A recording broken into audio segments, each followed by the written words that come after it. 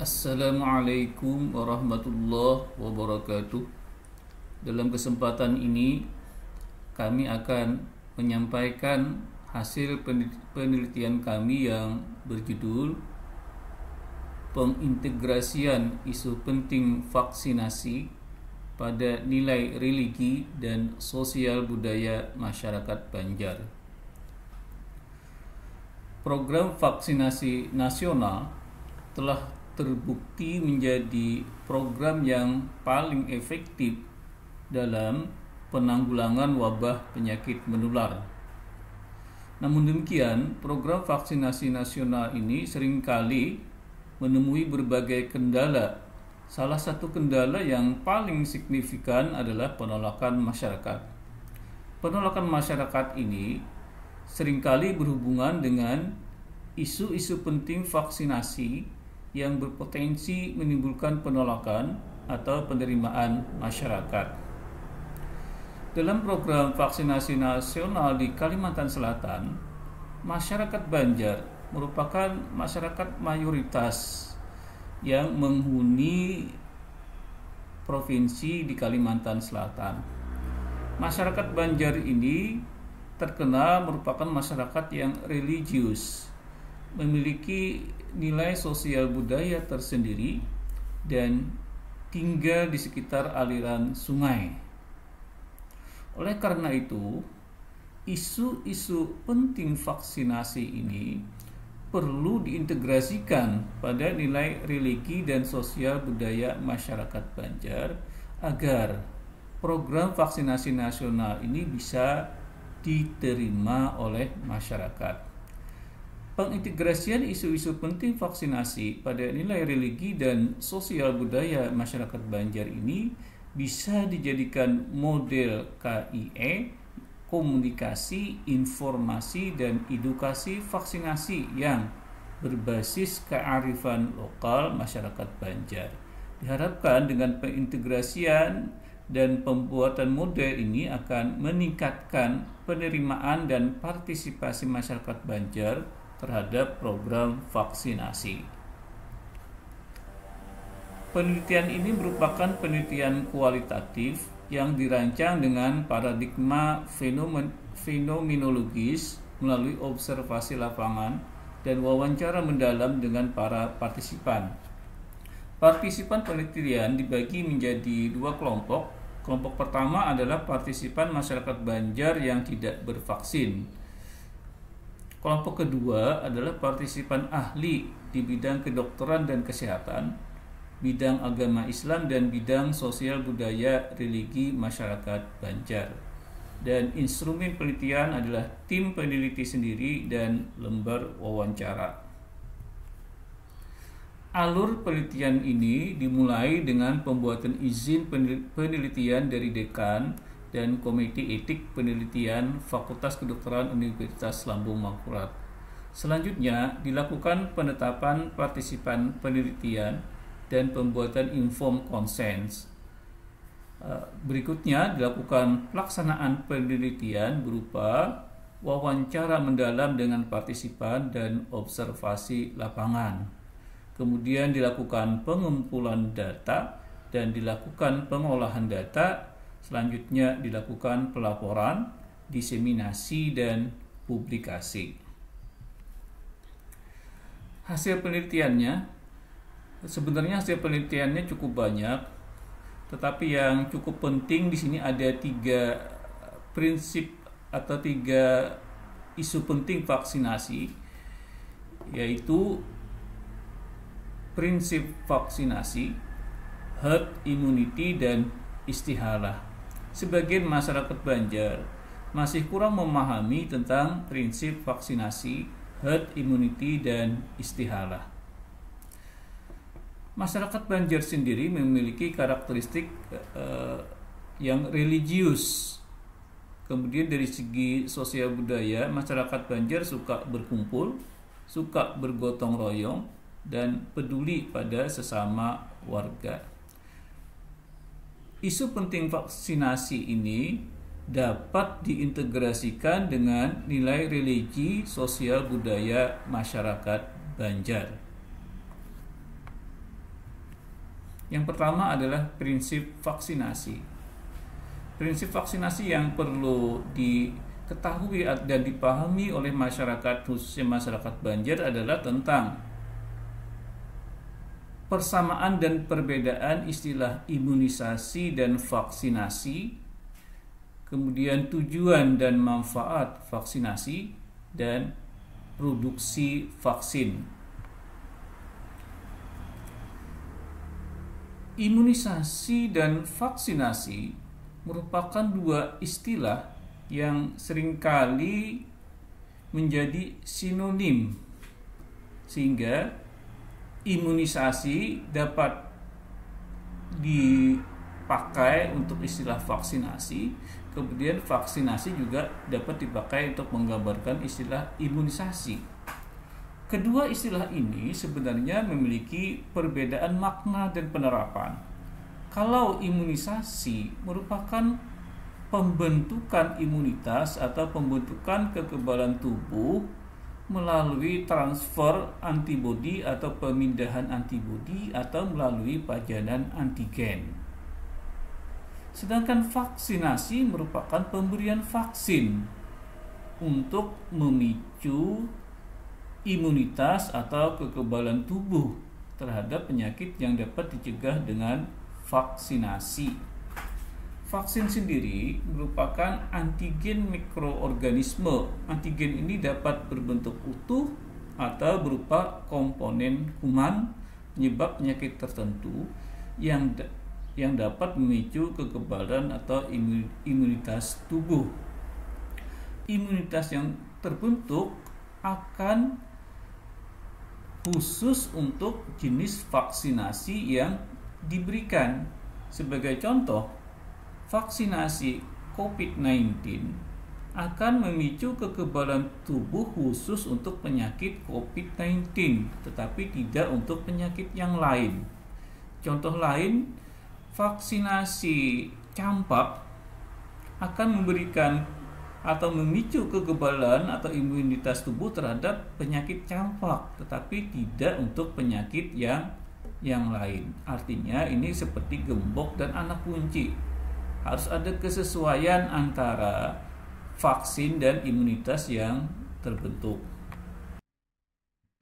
Imunisasi akan memicu atau merangsang imunitas adaptif.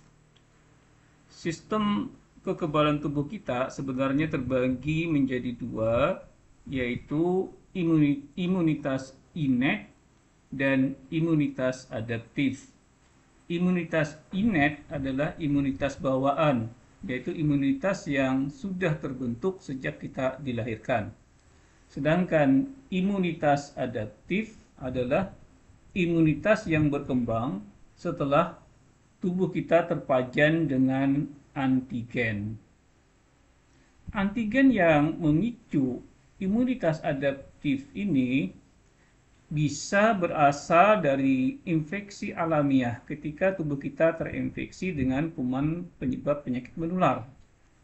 Selain melalui infeksi alamiah, antigen ini bisa dipajankan secara sengaja melalui vaksinasi. Nah, baik antigen yang berasal dari infeksi alamiah maupun antigen yang berasal dari vaksin, kedua-duanya dapat memicu imunitas adaptif.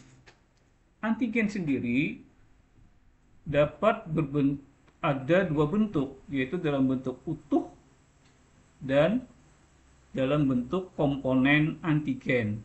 Nah, kalau antigen tadi berasal dari mikroba, kuman penyebab penyakit, maka antigen yang masuk itu adalah antigen yang berbentuk utuh. Sedangkan kalau berasal dari vaksin, maka antigennya bisa berbentuk antigen yang utuh, bisa juga berbentuk komponen dari antigen.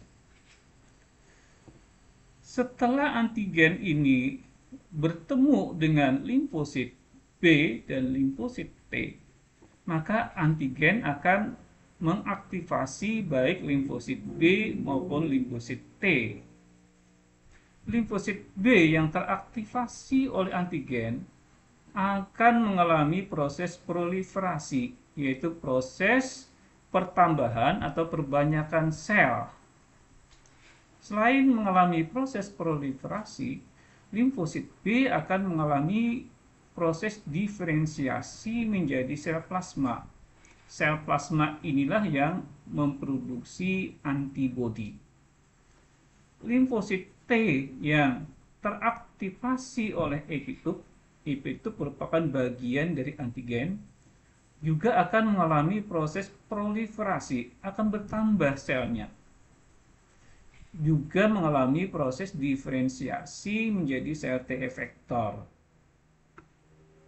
Antibodi akan memainkan peranan pada imunitas humoral. Imunitas humoral adalah imunitas yang terdapat di dalam darah dan cairan tubuh, sedangkan sel T efektor akan memainkan imunitas seluler, imunitas yang terjadi pada sel tubuh. Nah, imunitas adaptif sendiri dapat kita bagi menjadi dua, yaitu imunisasi aktif dan imunisasi pasif. Imunisasi aktif ini terbentuk setelah tubuh terpajan dengan antigen. Sedangkan imunisasi pasif terbentuk setelah tubuh ditransfer antibodi dari individu yang telah kebal. Nah, setelah tubuh kita terpajan dengan antigen, maka tubuh akan memberikan respon imun. Respon imunnya berupa sel plasma yang memproduksi antibodi menghasilkan imunitas humoral, dan limfosit T efektor yang menghasilkan imunitas seluler. Demikian juga pada saat tubuh kita terinfeksi secara alami oleh kuman penyebab penyakit, juga akan timbul imunitas humoral dan imunitas seluler.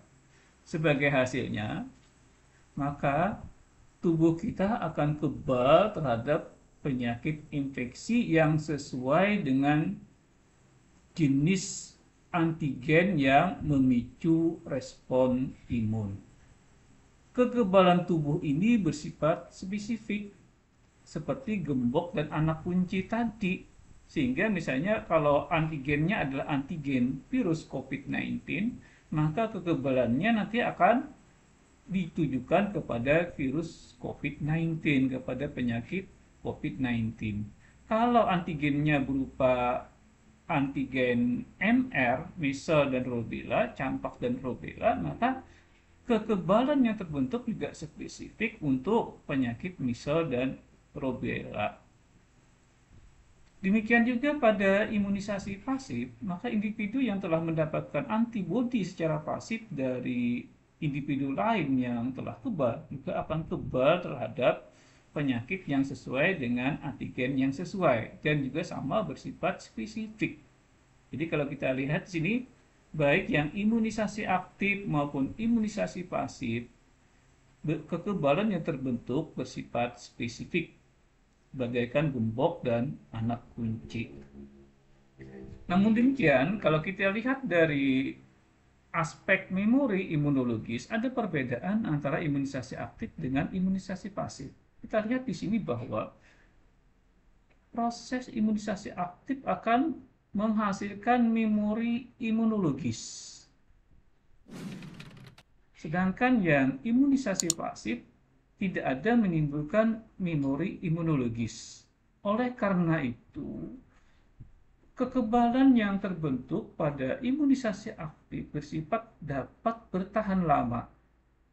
Sedangkan kekebalan yang terbentuk melalui imunisasi pasif tidak dapat bertahan lama.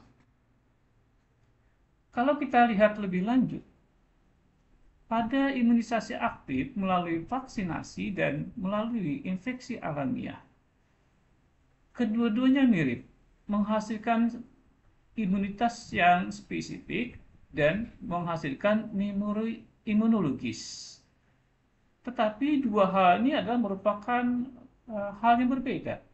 Dan kalau dilihat dari kekebalan terhadap infeksi, memang infeksi alamiah akan dapat menghasilkan imunisasi aktif yang sifatnya adalah spesifik dan juga menghasilkan memori imunologis. Tetapi perlu dilihat di sini adalah bahwa infeksi alamiah, antigen yang masuk merupakan kuman utuh, kuman yang hidup, yang memiliki virulensi atau memiliki potensi untuk menimbulkan suatu penyakit.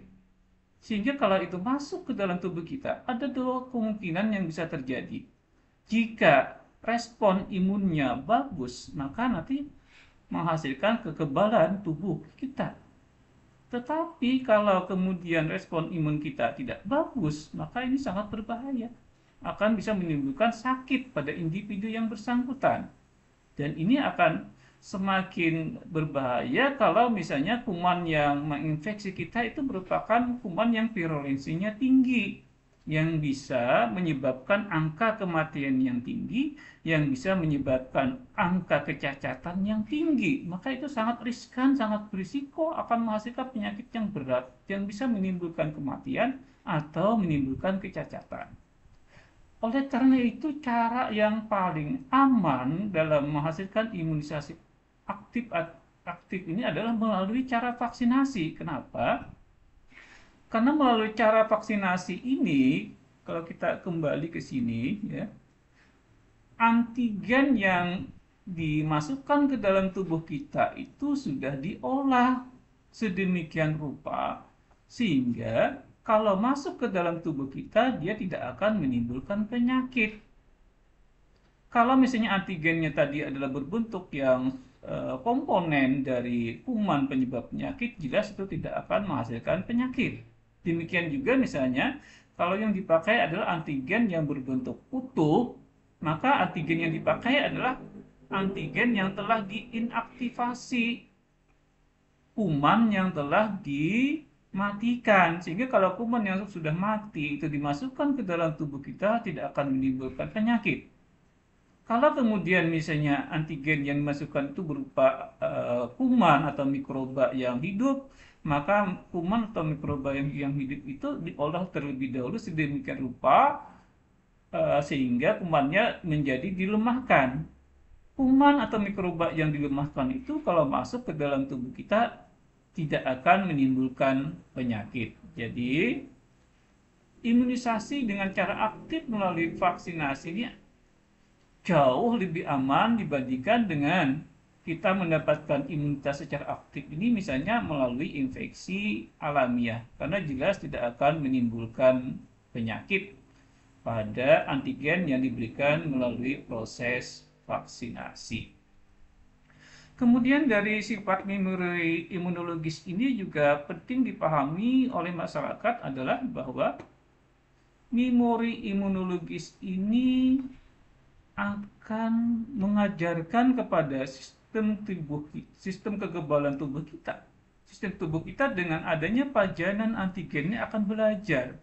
Sistem imun tubuh kita akan menjadi berpengalaman untuk menghadapi kuman, mikroba, penyakit yang sesungguhnya. Dengan terpajan antigen ini dia sudah mengenal ada memori imunologis terhadap kuman-kuman patogen yang bisa berpotensi menimbulkan penyakit.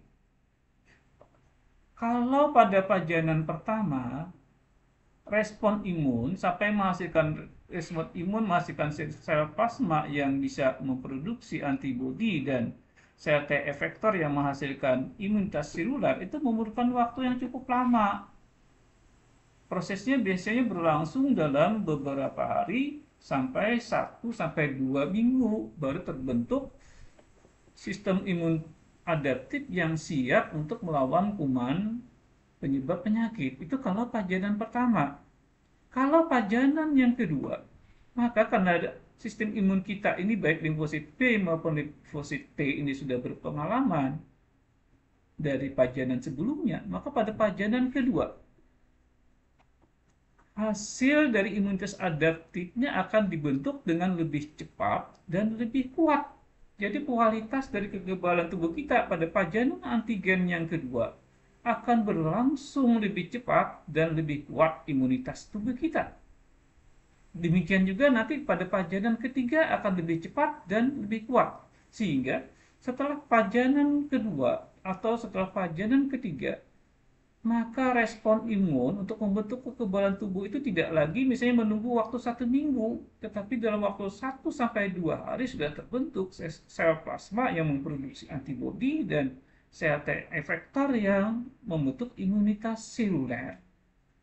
Inilah yang menjadi alasan kenapa kemudian vaksinasi itu perlu dilakukan vaksinasi ulangan. Jadi biasanya dalam suatu vaksinasi itu ada vaksinasi pertama, kemudian dilanjutkan dengan vaksinasi kedua atau vaksinasi ulangan. Bahkan pada jenis-jenis vaksin tertentu perlu dilakukan booster pelengkap. Jadi ada vaksin pertama, ada vaksin ulangan atau vaksinasi kedua, dan ada vaksin booster. Itu tujuannya adalah agar respon imunnya bisa berlangsung dengan cepat dan lebih kuat sehingga tubuh kita sudah sangat siap kalau nanti ada kuman penyebab penyakit yang masuk ke dalam tubuh kita. Nah, kalau kita gambarkan dalam bentuk skema, maka imunisasi ini merupakan proses pembentukan kekebalan tubuh, proses pembentukan imunitas. Imunisasi ini terbagi menjadi dua, ada yang pasif dan ada yang aktif. Yang pasif ini melalui pemberian antibodi dari orang lain yang telah kebal. Sedangkan imunisasi yang aktif ini kekebalannya terbentuk melalui pajanan antigen. Imunisasi pasif terbagi menjadi dua, ada yang alamiah dan ada yang didapat. Imunisasi pasif alamiah ini melalui transfer atau pemindahan antibodi dari ibu ke janin. Sedangkan imunisasi pasif didapat ini melalui pemberian antibodi dari individu yang telah kebal kepada individu lain yang tidak kebal. Demikian juga imunisasi aktif terbagi menjadi alamiah dan didapat. Imunisasi aktif alamiah ini terbentuk setelah seseorang terinfeksi kuman, sedangkan imunisasi aktif didapat terbentuk setelah dilakukan pemberian vaksin atau setelah diberikan vaksinasi. Nah, dari skema ini, ilustrasi ini terlihat jelas perbedaan vaksinasi dengan imunisasi. Imunisasi merupakan terminologi yang luas yang mencakup imunisasi pasif dan aktif. Sedangkan vaksinasi adalah merupakan bagian dari imunitas aktif yang didapat. Dengan kata lain, vaksinasi ini pada hakikatnya merupakan imunisasi aktif yang didapat. Sehingga jelas sekali adalah vaksinasi merupakan bagian dari imunisasi. Nah, hal ini penting untuk dipahami oleh masyarakat, khususnya masyarakat Banjar, karena makna ini seringkali menjadi rancu antara terminologi vaksinasi dan imunisasi. Isu penting vaksinasi yang lain adalah tujuan atau manfaat vaksinasi. Vaksinasi bisa bertujuan atau bermanfaat secara langsung dan bertujuan atau bermanfaat secara tidak langsung. Tujuan secara langsung adalah untuk membentuk kekebalan tubuh terhadap penyakit yang dapat dicegah dengan vaksin. Jadi begitu nanti individu ini divaksin, maka dia akan kebal terhadap penyakit. Pada gambar ini kita ilustrasikan dengan gambar yang berwarna hijau. Ini adalah tujuan secara langsung.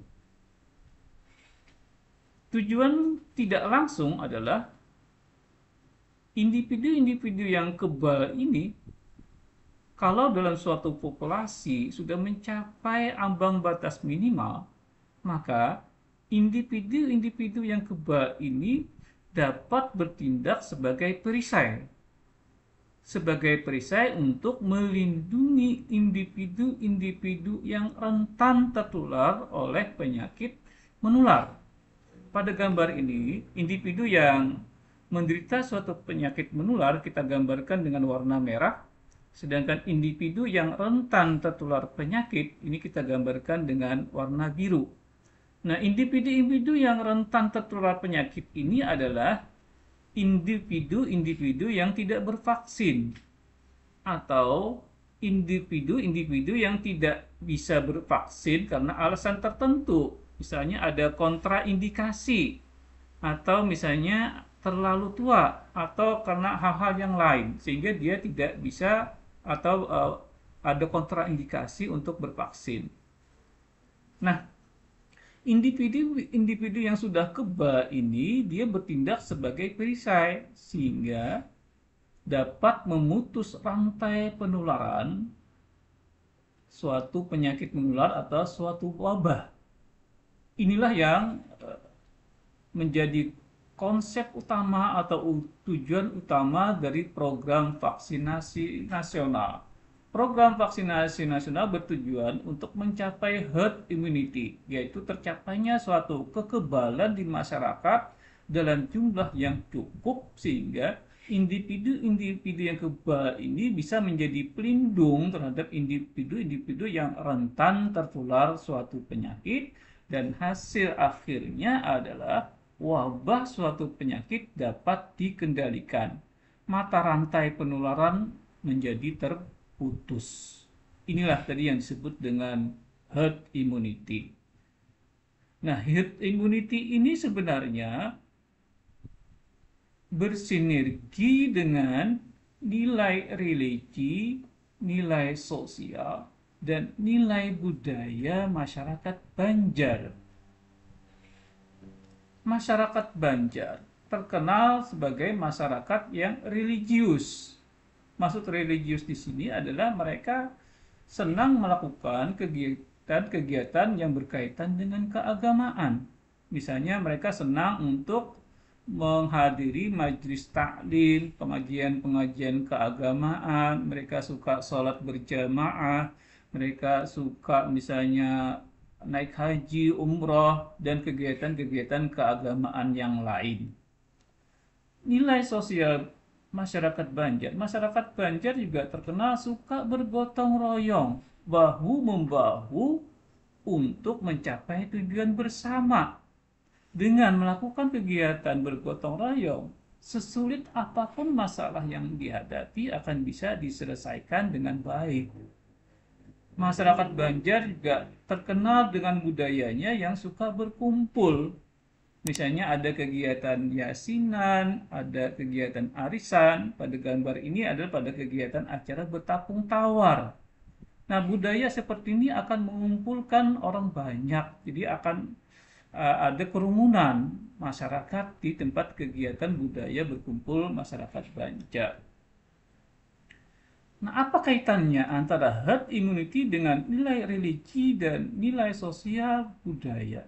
Nah, kalau kita kaitkan dengan nilai religi, ada hubungan antara herd immunity dengan nilai religi.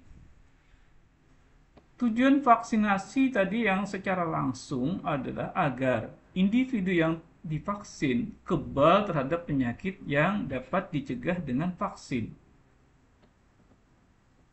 Dalam hal ini maka tujuan dari vaksinasi itu tergolong sebagai hifzun nafsi, memelihara jiwa. Islam mengajarkan bahwa setiap individu itu wajib memelihara jiwa. Ini termasuk salah satu dari 5 tujuan hukum Islam, yaitu memelihara jiwa. Dengan bervaksin, maka individu yang bersangkutan adalah memelihara jiwanya agar terhindar dari penyakit yang bisa mematikan, agar terhindar dari penyakit yang bisa menimbulkan kecacatan. Jadi sebenarnya vaksinasi itu merupakan bentuk dari pengamalan ajaran Islam, yaitu untuk memelihara jiwa. Ini kalau tujuan secara langsung dari vaksinasi. Tujuan tidak langsung dari vaksinasi tadi adalah herd immunity, mencapai kekebalan kelompok. Herd immunity ini pada dasarnya merupakan implementasi penerapan sifat ta'awun. Ta'awun ini berasal dari bahasa Arab yang berarti tolong menolong. Dengan ikut bervaksin berarti masyarakat akan saling melindungi terhadap penyakit menular. Dan sifat ta'awun ini merupakan wujud pengamalan akhlak yang mulia atau akhlakul karimah atau akhlak yang terpuji yang disebut dengan akhlak mahmudah. Al-Quran surah Al-Ma'idah ayat 2 berbunyi, wa ta'awanu 'alal birri wat taqwa wa la ta'awanu 'alal itsmi wal 'udwan. Bertolong-tolonglah kalian dalam hal kebaikan dan takwa, dan janganlah kalian bertolong-tolong dalam hal dosa dan pelanggaran. Jadi Islam mengajarkan kepada kita agar kita bertolong-tolong dalam kebaikan. Ikut bervaksin pada dasarnya adalah saling tolong-menolong untuk membentuk herd immunity yang bisa melindungi individu yang lain agar tidak tertular penyakit. Dengan herd immunity maka bisa mengendalikan wabah agar tidak menular kemana-mana. Jadi pada dasarnya ikut aktif bervaksin itu merupakan wujud dari pengamalan ajaran Islam. Kemudian surah Al-Quran surah Al-Ma'idah ayat 32. Barang siapa memelihara kehidupan seorang manusia, maka seakan-akan dia memelihara kehidupan semua manusia. Dengan ikut bervaksin, maka dia akan melindungi individu yang lain, individu yang rentan untuk tidak tertular penyakit. Dengan demikian, ini merupakan pelaksanaan dari barang siapa memelihara kehidupan seorang manusia, maka seakan-akan dia memelihara kehidupan semua manusia. Jadi, dengan ikut bervaksin itu ada beberapa pahala yang bisa dapat didapatkan, yaitu memelihara diri sendiri dari jiwa ini sudah tergolong pahala. Jadi, manfaat secara langsung tadi ya untuk melaksanakan ajaran Islam, ditambah lagi pahala dengan kebaikan menolong orang lain agar orang lain tidak tertular penyakit menular yang berpotensi misalnya menimbulkan kematian dan kecacatan. Dengan ikut bervaksin, dia akan kebal terhadap suatu penyakit. Kalau dia kebal terhadap suatu penyakit, maka dia tidak akan menularkan kepada orang lain. Jadi ini juga kebaikan lain dari keikutsertaan kita secara aktif di dalam bervaksin. Ini dari aspek religi. Kemudian dari aspek sosial, ikut bervaksin itu merupakan bentuk dari hablum minan nas, hubungan manusia dengan manusia yang lain, atau kalau kita sederhanakan hubungan dengan sesama warga. Dengan ikut bervaksin, maka kita akan ikut berperan untuk mencegah penularan suatu wabah penyakit. Jadi kita akan saling bahu-membahu dengan warga yang lain. Dengan demikian, pada dasarnya bervaksin ini merupakan bentuk kegotong royongan untuk mencapai kemaslahatan bersama, untuk bisa mengendalikan wabah penyakit menular. Ikut bervaksin juga merupakan bentuk kepedulian, karena tadi orang yang kebal akan bisa melindungi warga yang tidak bisa bervaksin karena suatu hal-hal tertentu.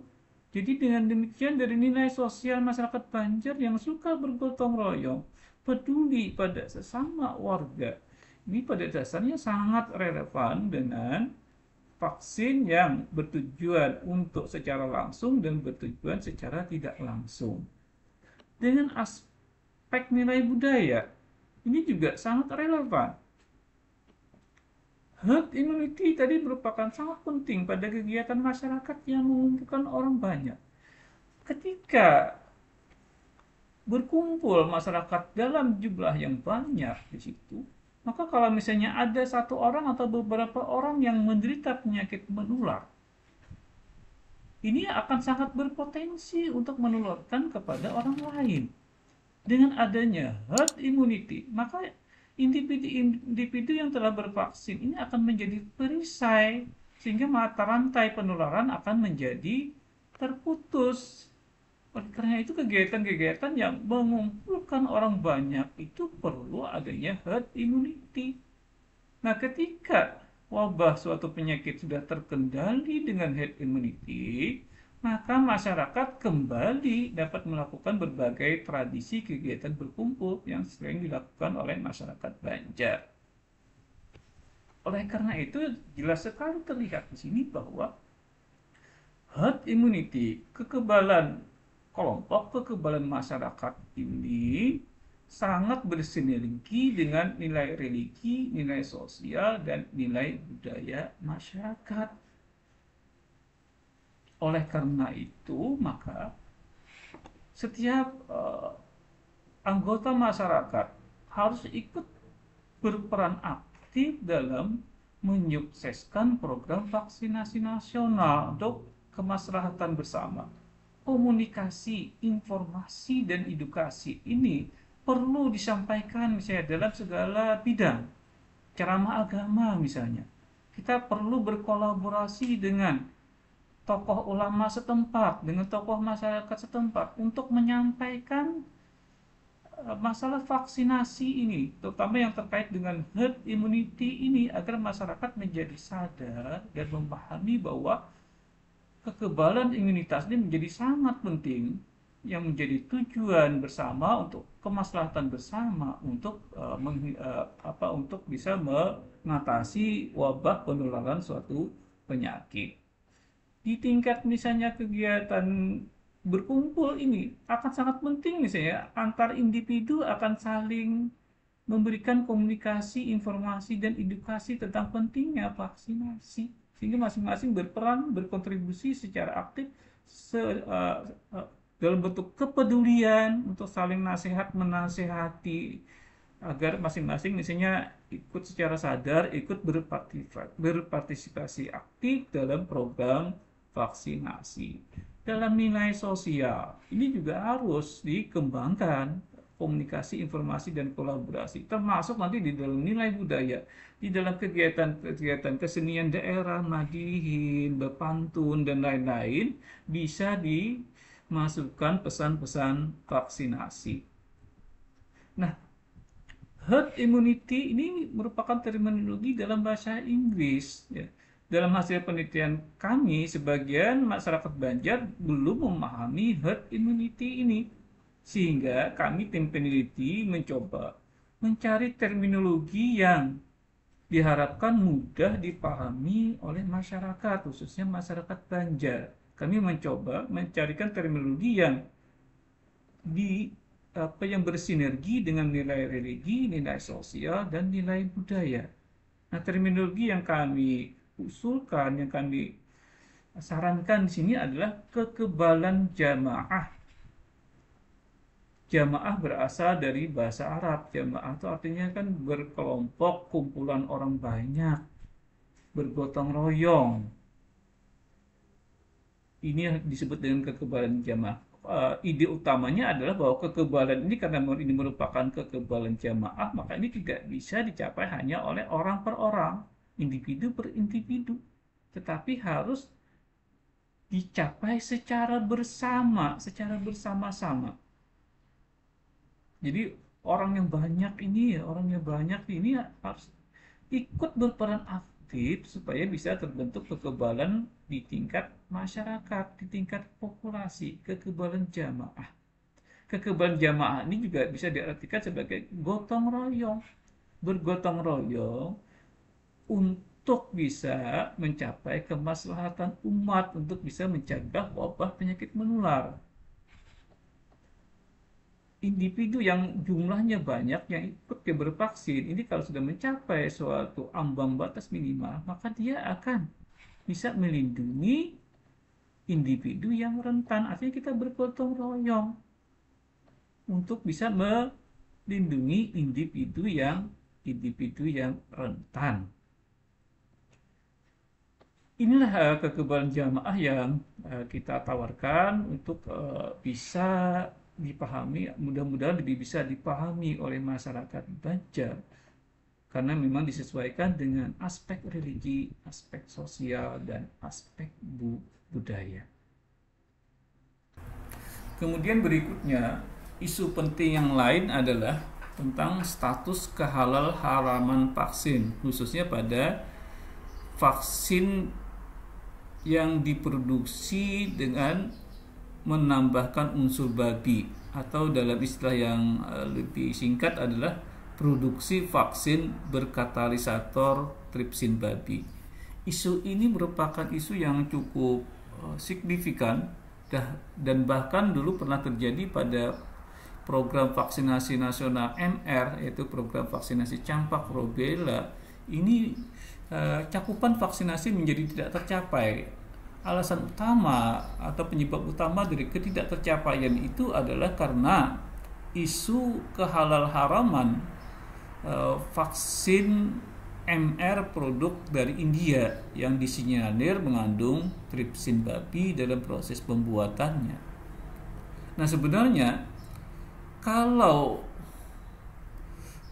produksi vaksin berkatalisator babi ini kemudian diterapkan kaidah istihalah untuk produk vaksin yang berkatalisator tripsin babi, maka masalah penolakan masyarakat terhadap vaksin tersebut sebenarnya bisa diselesaikan.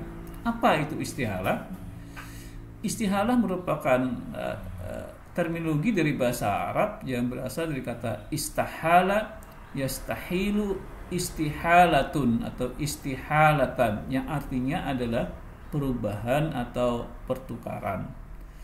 Dalam terminologi hukum Islam atau terminologi fikih, istihalah adalah perubahan dan pertukaran suatu benda atau bahan menjadi benda atau bahan lain.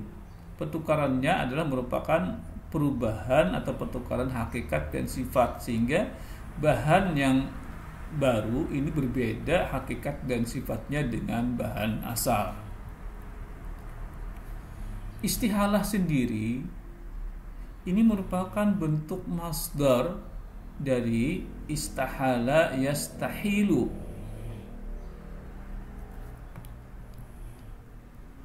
Istahala ini kalau kita lihat dari sigatnya, dari bentuk katanya sendiri, ini berasal dari kata hala yang ditambah dengan huruf hamzah, sin, dan ta, atau lebih singkatnya ini kita sebut dengan ista. Jadi kata dasar hala yang ditambah dengan ista. Istahala merupakan bentuk sulasi mazid.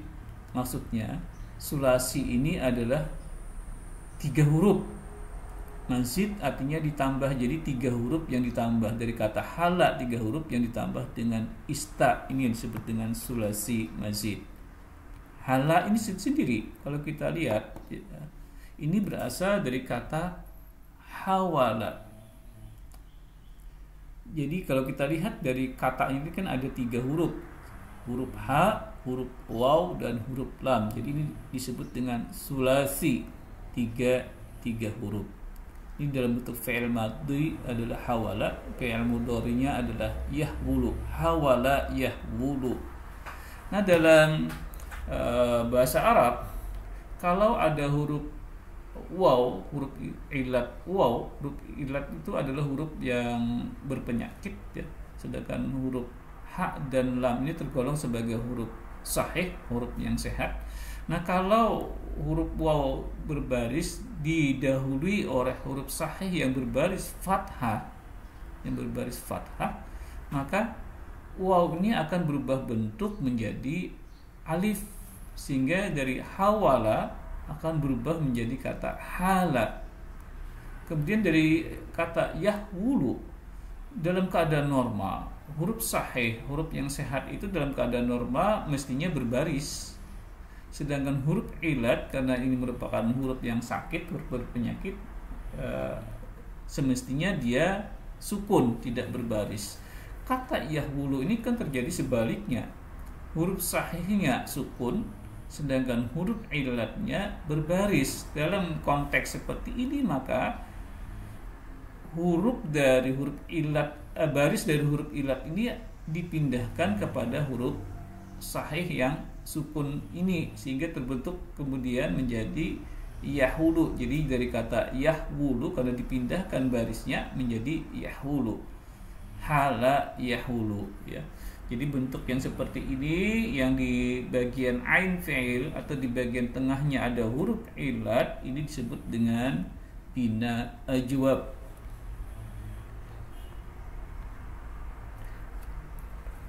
Kalau kita lihat tasrif lengkapnya, bentuk istaf'ala ini akan menjadi yastaf'ilu, istif'alan, mustaf'ilun, mustaf'alun, istaf'il, la tastaf'il, mustaf'alun, mustaf'alun.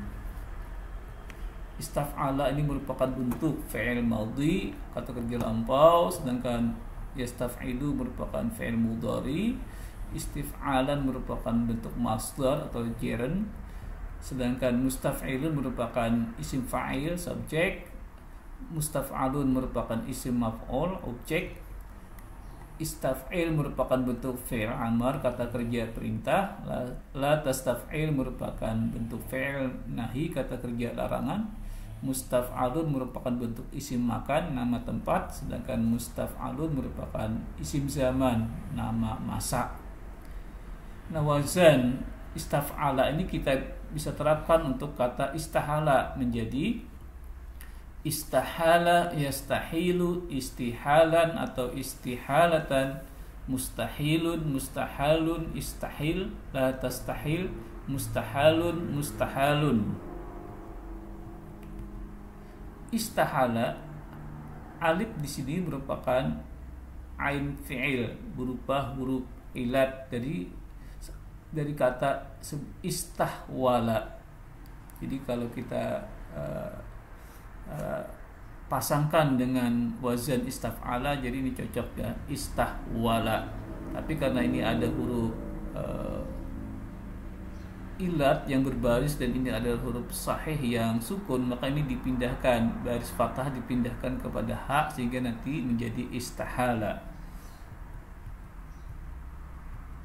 Sedangkan istihalatan juga sama, ini adalah asal katanya adalah istihwalatan, karena haknya sukun sedangkan huruf ilatnya berbaris, maka baris waw di sini dipindahkan kepada huruf ha sehingga menjadi istihalatan.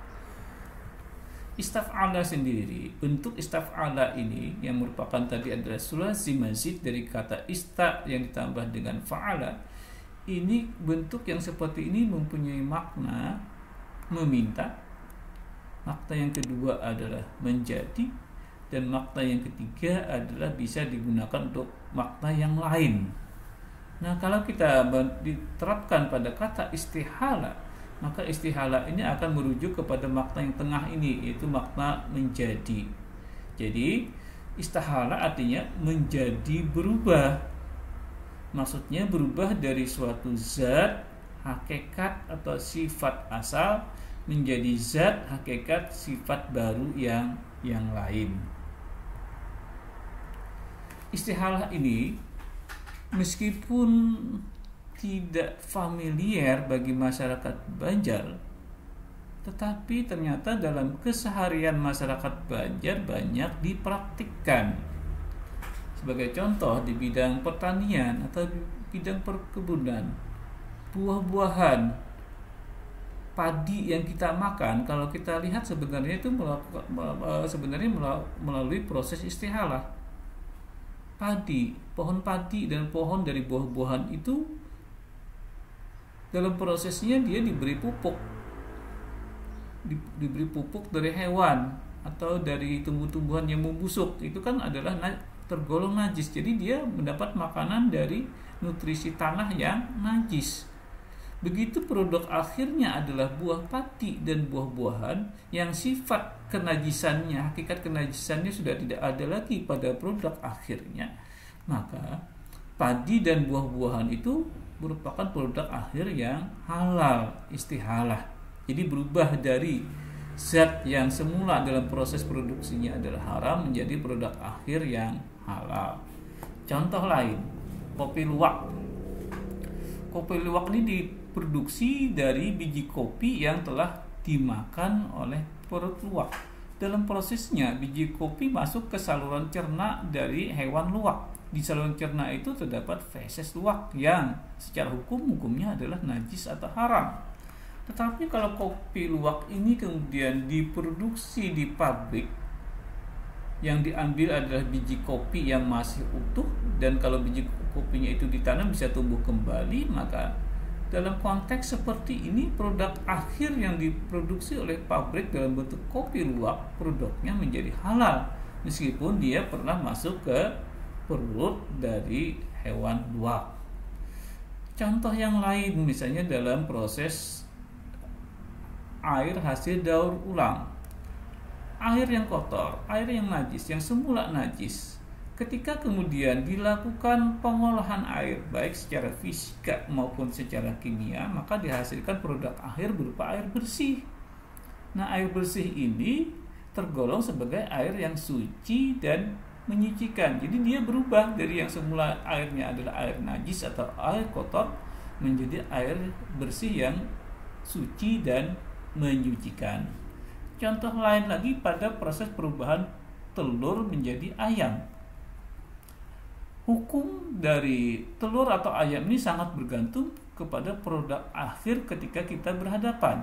Misalnya, kalau telur ayamnya masih belum berembrio, maka hukumnya adalah halal. Tetapi kalau kemudian telur ayam yang belum berembrio itu dierami oleh ayamnya, maka menghasilkan produk akhir berupa telur ayam yang sudah berembrio, maka hukum telur ayam yang berembrio itu menjadi haram. Nah, kalau telur ayam yang berembrio yang tadi asalnya adalah haram, kemudian dilakukan proses penetasan, maka kemudian menghasilkan anak ayam atau ayam dewasa, maka ayam dewasa itu kalau disembelih secara syar'i akan menghasilkan produk akhir yang halal. Jadi ini sangat bergantung kepada kapan kita berhadapan dengan telur dan ayam tadi. Kalau kita berhadapan dengan telur ayam yang belum berembrio, hukumnya halal. Kalau kita kemudian berhadapan dengan telur ayam yang sudah berembrio, maka hukumnya haram. Kalau kemudian itu berhadapan dengan ayam ya yang sudah ditetaskan dari telur ayam yang berembrio, maka hukumnya juga bisa berubah menjadi halal. Contoh yang lain yang sering diterapkan pada keseharian masyarakat Banjar, contoh istilah yang lain adalah masalah pemakaian kulit bangkai. Nah, kulit bangkai ini jelas hukumnya adalah najis. Jadi kalau kulit bangkai jelas hukumnya najis, apalagi misalnya kulitnya diambil dari hewan yang haram dimakan, misalnya dari kulit biawak, kulit ular, kulit buaya, jelas itu hukumnya adalah haram. Tetapi kalau kulit bangkai ini kemudian dilakukan proses penyamakan, maka dihasilkan produk akhir kulit yang telah disamak. Nah, kulit yang telah disamak ini dalam hukum Islam, dalam fikih itu tergolong sebagai benda yang suci, sehingga kulit yang telah disamak ini boleh dipakai untuk barang gunaan seperti apa, misalnya seperti tas, seperti ikat pinggang, seperti kulit sepatu dan lain-lain. Jadi produk akhirnya adalah halal. Padahal kalau kita lihat ini berasal dari kulit bangkai hewan. Bahkan kulit bangkai hewannya adalah hewan yang tidak boleh dimakan seperti kulit biawak dan ular.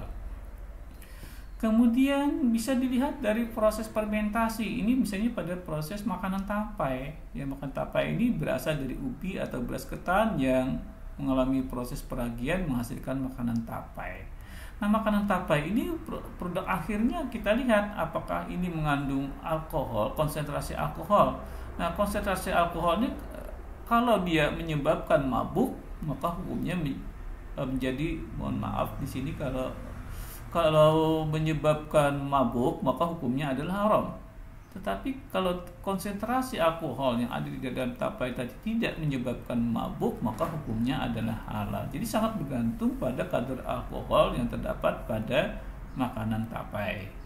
Kemudian berikutnya pada telur penyu. Kita ketahui bahwa penyu itu hukumnya adalah haram. Tetapi kalau penyu itu kemudian bertelur, maka telur penyunya menjadi halal. Ini adalah beberapa contoh yang praktek istihalah yang dijumpai pada keseharian masyarakat Banjar. Nah, bagaimana kemudian kalau istihalah ini kita terapkan pada produksi vaksin yang berkatalisator tripsin babi?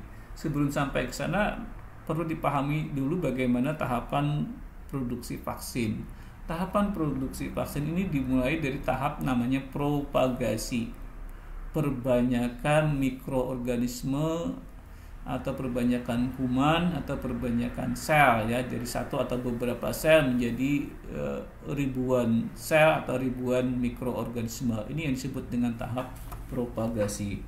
Tahap produksi vaksin selanjutnya adalah tahap isolasi. Jadi kuman yang sudah dibiarkan di media kultur tadi kemudian diisolasi. Setelah diisolasi, maka kemudian dilakukan proses yang disebut dengan proses purifikasi, proses pemurnian. Mikroorganisme yang diisolasi dari media kultur tadi harus dimurnikan.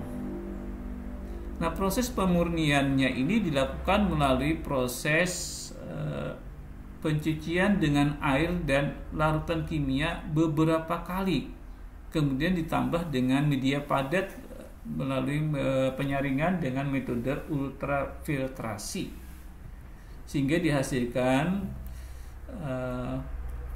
bahan aktif vaksin yang murni, yang sudah tidak bercampur dengan bahan-bahan organik yang ada di dalam proses perbanyakan dan isolasi ini. Nah, hasil yang sudah murni ini kemudian ditambahkan dengan larutan dengan konsentrasi tertentu. Proses ini disebut dengan formulasi. Proses untuk membentuk larutan vaksin dengan konsentrasi tertentu. Setelah itu kemudian dimasukkan ke dalam vial-vial untuk didistribusikan. Seperti inilah proses produksi pembuatan vaksin yang melalui beberapa tahapan, yaitu tahap propagasi, tahap isolasi, tahap purifikasi, tahap formulasi, dan tahap filling atau pengisian.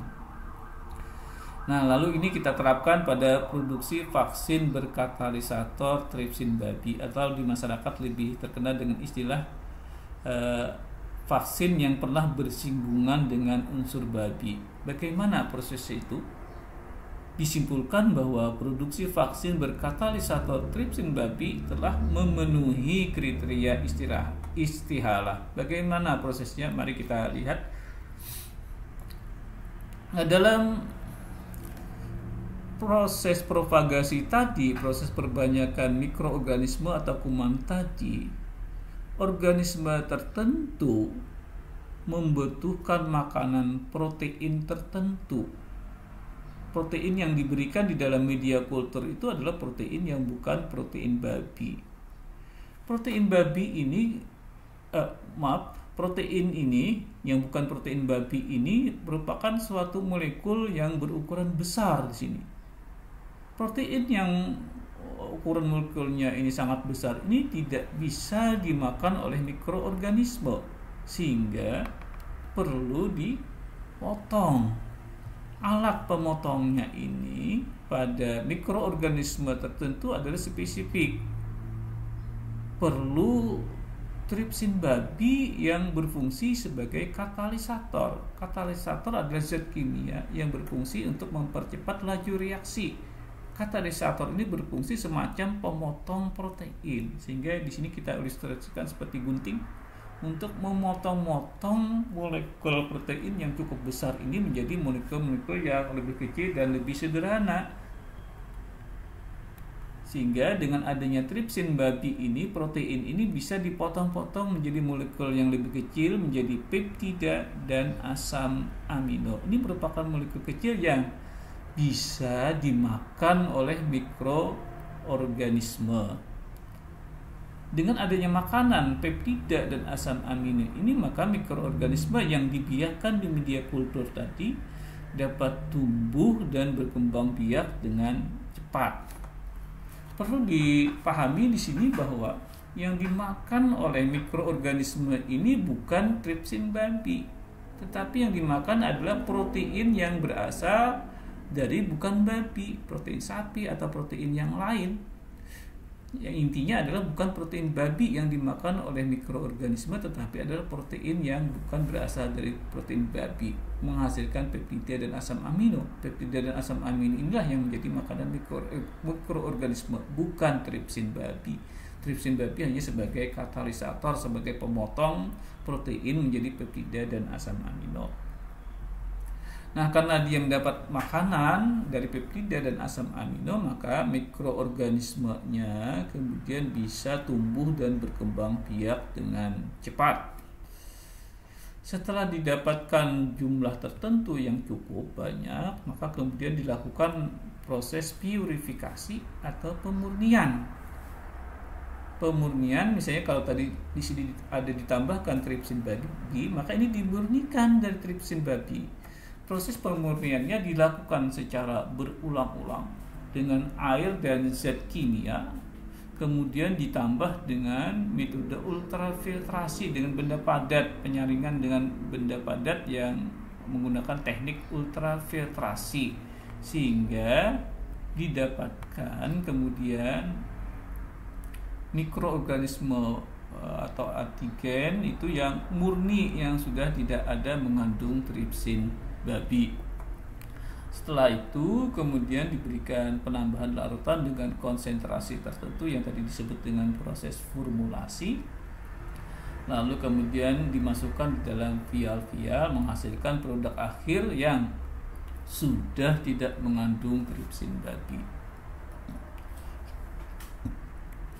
Nah, kalau kita melihat dari proses produksi vaksin berkatalisator tripsin babi, di sini akan terlihat sangat jelas bahwa produk akhirnya sudah berubah.